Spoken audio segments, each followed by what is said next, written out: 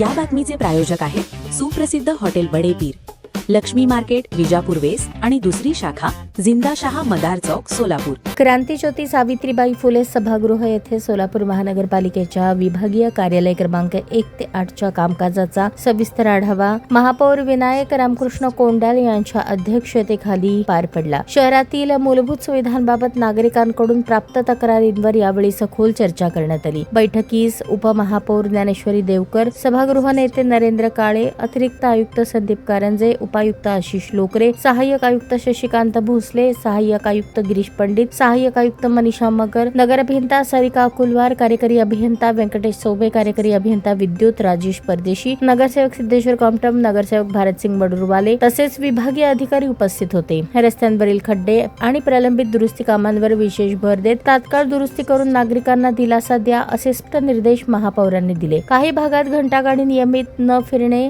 व कचरा संकलनातील अनियमितता यावरही नाराजी व्यक्त करत स्वच्छता यंत्रणा वेळेत आणि शिस्तीत चालवण्याचे आदेश देण्यात आले. पाणी पुरवठ्याबाबतही अनेक तक्रारींची दखल घेण्यात आली. निश्चित वेळापत्रकानुसार पाणी पुरवठा करणे, गळती दुरुस्तीची कामे तातडीने पूर्ण करणे आणि अनियमिततेबाबत जबाबदारी निश्चित करणे असे निर्देश देण्यात आले. ड्रेनेज लाईन तुंबणे, बंद स्ट्रीट लाईट, मोकाट जनावरे, नाले सफाई, डास निर्मूलन फवारणी, उद्यान आणि सार्वजनिक शौचालयांची स्वच्छता या मुद्द्यांवरही चर्चा झाली. विभागीय अधिकाऱ्यांनी डंपर, जेसीबी, जेटिंग मशीन आणि आवश्यक मनुष्यबळ उपलब्ध करून देण्याची मागणी केली. त्यावर सकारात्मक निर्णय घेऊन आवश्यक कार्यवाही करण्यात येईल असे आश्वासन महापौरांनी दिले. नागरिकांच्या तक्रारींवर त्वरित प्रतिसाद द्या, विभागीय समन्वय वाढवा, सेवा अधिक कार्यक्षम, पारदर्शक व जबाबदारीने द्या असे आवाहन महापौर विनायक रामकृष्ण कोंडाल यांनी बैठकीत केले.